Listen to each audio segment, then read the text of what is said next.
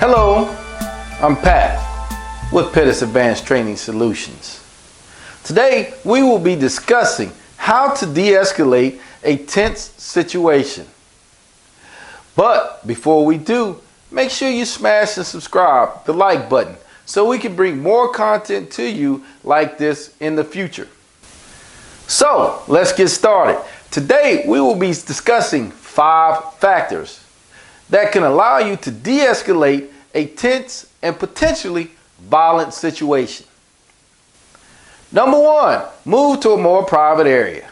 If safe to do so, attempt to move the individual to a more private area and space to talk to.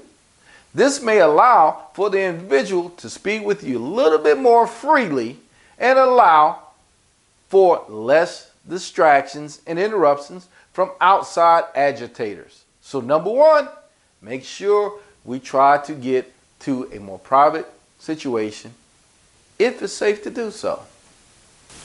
Number 2, be empathetic and non-judgmental. Attempt to focus on understanding the individual's feelings, whether or not you think those feelings are justified. That's extremely important. Keep in mind that they are people as well.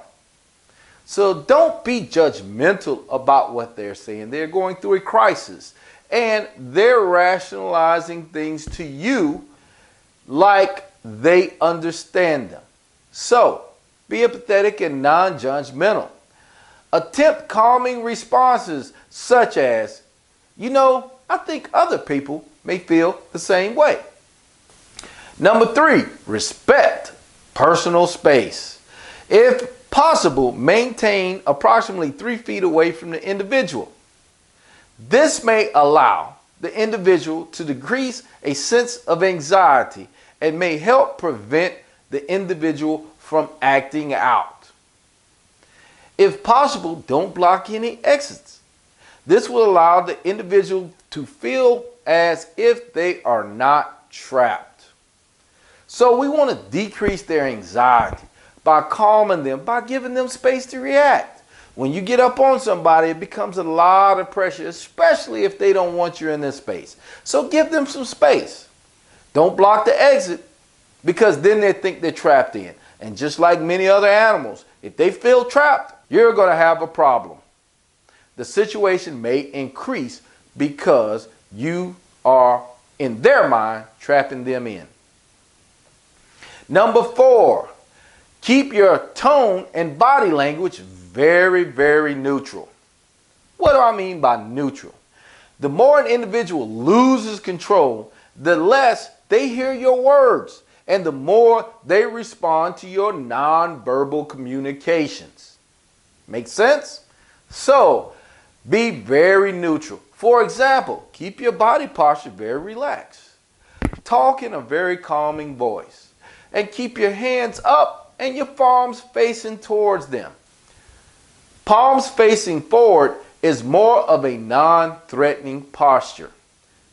When we're very relaxed and we're talking with a calm voice and our palms are facing forward, a lot of times that will help an individual relax in their own mind as well. Number 5, allow for silence and give some time for decision making. When you allow for silence, this allows the individual to reflect on what's happening and how to proceed further. When the individual is upset, they may not be thinking clearly. So give them a few moments to think through what you've already said. Then come back to them and say, hey, we've just shared a lot of information here. So I'm going to give you a few minutes for you to take some time to think about what we talked about. I'll come back and we'll see where we are at that point in time. Remember, the key to de-escalation is allowing somebody to feel comfortable. Let them feel comfortable, ladies and gentlemen. In conclusion, the 5 factors that impact de-escalation in tense or potentially violent situations are: number 1, move to a private area. Number 2, Be empathetic and non-judgmental. Number 3, respect personal space. Number 4, keep your tone and body language very neutral. And number 5, allow for silence and time for decision making on the individual's part. So, if you would like more information about our concepts, please visit us at the link below at Pettis Advanced Training Solutions. Good morning, good afternoon, good evening, or good night, depending on where you are in YouTube land. I bid you adieu.